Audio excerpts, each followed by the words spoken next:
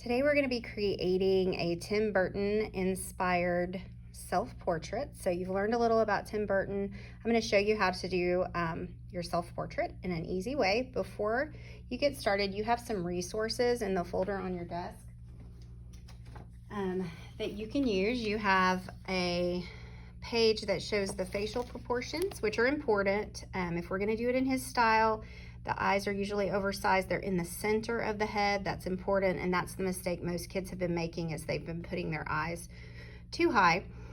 Small nose and then a small mouth. So it shows you where everything goes. A long skinny neck. You also have some hair examples. So if you're having trouble with hair or how to draw hair, you can definitely look on this. There's girl styles, boy styles, and then there's another reference sheet. It's going to show you different types of Tim Burton style eyes, nose, mouth, head shapes, and then picture frames. I'm going to show you a super easy way to draw a picture frame, and you can either do it that way, or you can do it one of these ways, or you can do it your own way, but we want the frame to be pretty big. Okay, so here's my example. Before you start on your big portrait, you are going to use this practice page. You do not have to shade on there. You're just going to draw yourself a couple of different ways, and you're going to bring that to me. And that's just so I can check and see if your proportions are correct, if you got your eyes in the middle of the head, that sort of thing, and give you any tips. And then you'll get this big paper. All we're going to be using for this is a Sharpie, a pencil, a black colored pencil, and a Q-tip. So let's go ahead and start. I'm going to move this one over. Okay, so you want your paper to be up and down portrait style, because this is a self-portrait of you. Before you begin drawing your portrait, you need to draw your frame. Okay, so I would probably recommend doing the outside of the frame first and then the inside of the frame. So I'm just going to make a curved line at the top, a curved line on the side, a curved line on the other side, and a curved line on the bottom. Okay, and then I'm just going to connect those. You can connect it with a straight line. You could connect it with like a flourishing line. You could connect it with any type of, however you want the corner of your frame to be. And then you're going to draw the center of your frame. You can use a ruler if you want to. I'm not being super exact because these are a little creepy, and sometimes the more crooked, the creepier.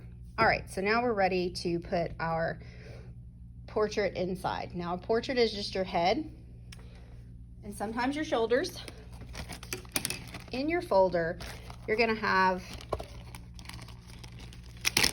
some templates if you would like to trace a shape for a head. Okay, so typically this round one goes this way. So if you have a super round face, you can exaggerate that. If you have kind of a long skinny face, maybe if I turn it this way, well, that's wide on both sides. If you have kind of a pointy chin, you might want to do this one. And I am missing the other one. Okay, so let's see. I think I am going to go with, I'm going to go with this one.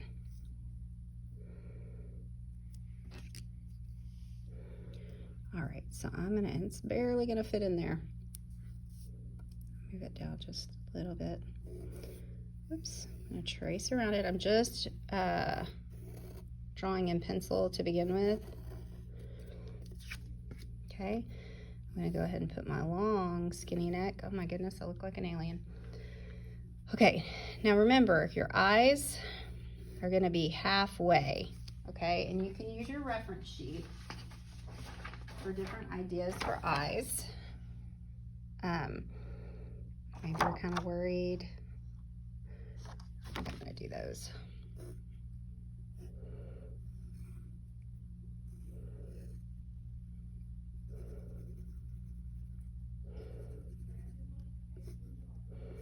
Do some eyebrows, and then you can definitely look at the noses.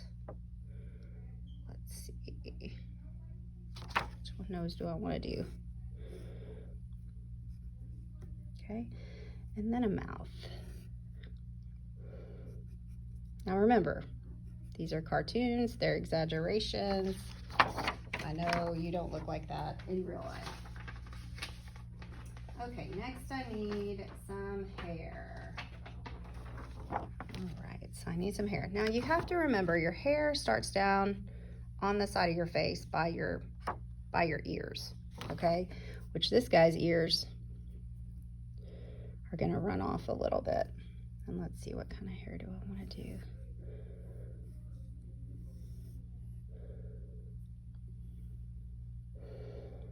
Bring it down. I see a little of it back here. We're gonna go up. We're gonna have a few pieces sticking up there. Little hair down there. All right, so now I think I'm ready to trace it with my Sharpie. The next step is you're just gonna trace all your lines with a Sharpie.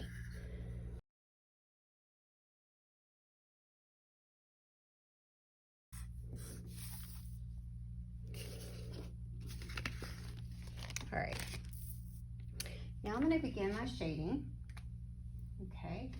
And so when you're shading, this is gonna give you a darker tone, obviously, because it is black. And this is gonna give you a little bit lighter tone. They will both blend with the Q-tip, but let's start with like our darkest shadow first, which is gonna be underneath the chin, okay? Burton always has like really exaggerated shadows right underneath the chin. I'm just gonna blend that a little bit. If you get a little out of the lines, just take your eraser and clean it up, okay? Now, I'm also gonna add some shading beside the hair, because that would be catching a shadow along with the side of the face. Remember, when we shade objects, the light usually catches the round part in the center. So, and that hair is gonna be causing a little shadow onto his face. Now, I'm trying to go pretty fast.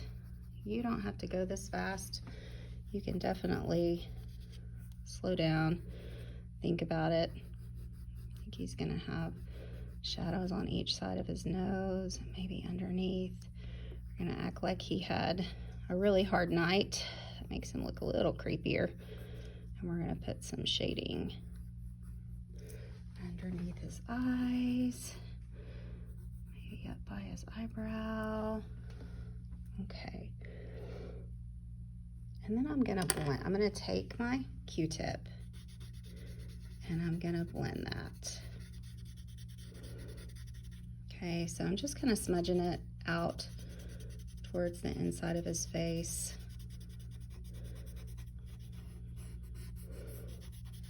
So it's a little bit more gradual. I'm gonna do a little shadow under here.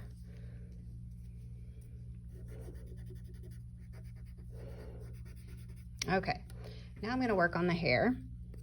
Okay, so we wanna go in the same direction. Gonna draw some lines for the strands of his hair. You can kind of show the texture of your hair through these type of lines. I am gonna leave some white because I want some highlight on there. And this is hair down here, okay? Then you can also take your Q-tip and you can blend it a little bit.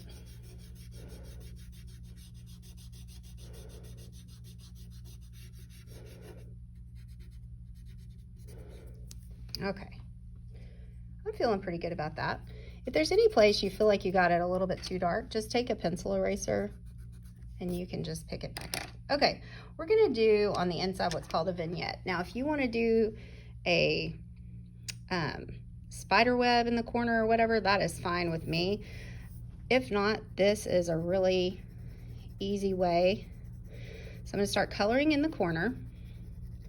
I'm gonna get lighter as I go towards my person, which is obviously not me. Okay, let's see, I'm gonna take it up this way. So press down harder in the corner, get lighter, and then guess what? Take your Q-tip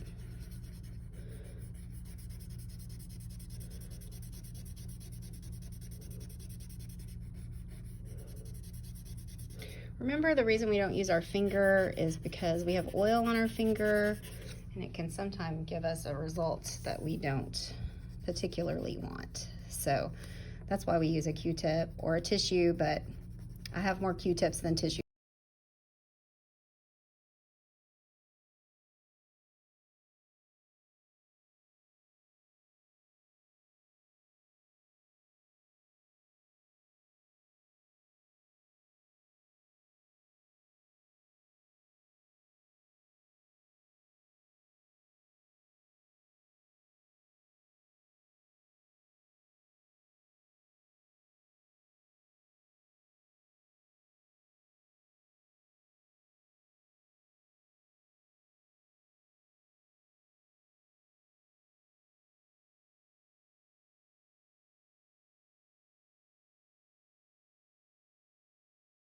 And you're gonna put your name.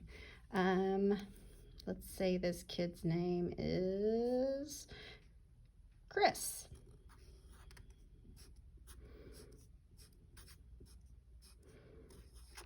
All right, and there you have it. Any other details you want to add are up to you.